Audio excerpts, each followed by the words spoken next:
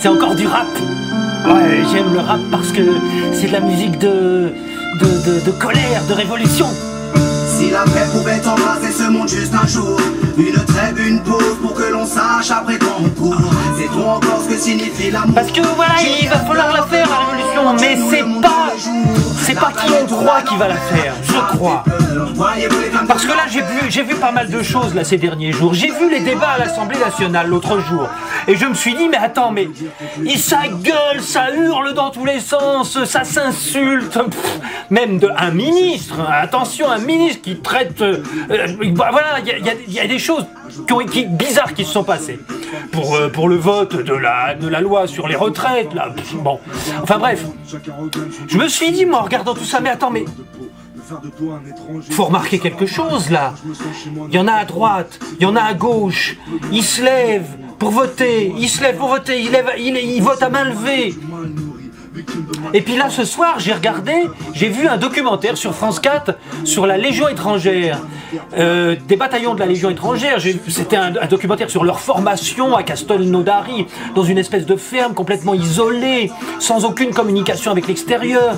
Ils forment une famille pour se regrouper. Forcément, c'est des gars qui viennent du monde entier, qui n'ont pas de parents, qui n'ont pas d'amis, enfin qui sont un peu paumés dans la vie. Et donc ils ont besoin de se raccrocher à quelque chose. Paf, la Légion étrangère.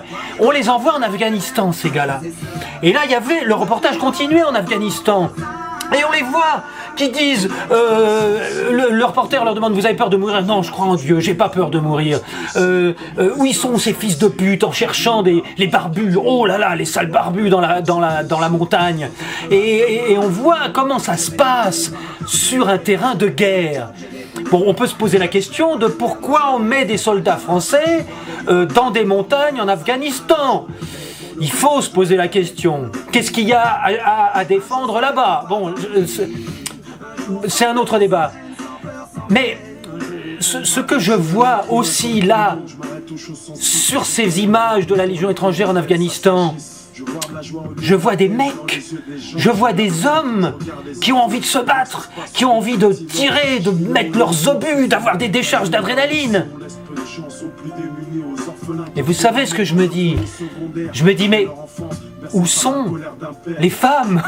Bah oui, comme Patrick Juvet, où sont les femmes?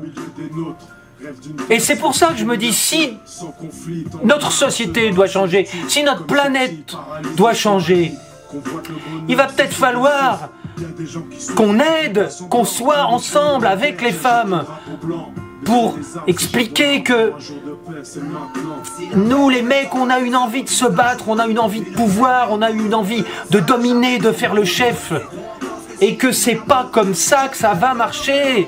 Je crois, enfin je sais pas, là, vous allez me dire ce que vous en pensez, mais je crois que, bon, c'est vrai que quand on a des enfants à élever, quand on a un travail à gérer, une famille, c'est pas évident, évidemment, de faire de la politique, je sais bien, mais quand même, le pouvoir des femmes, il est immense, et je crois que le pouvoir principal des femmes, il est d'être capable de dire à deux gamins qui se battent dans une cour de maternelle ou dans une cour d'école, séparez-vous, c'est pas bien de se battre.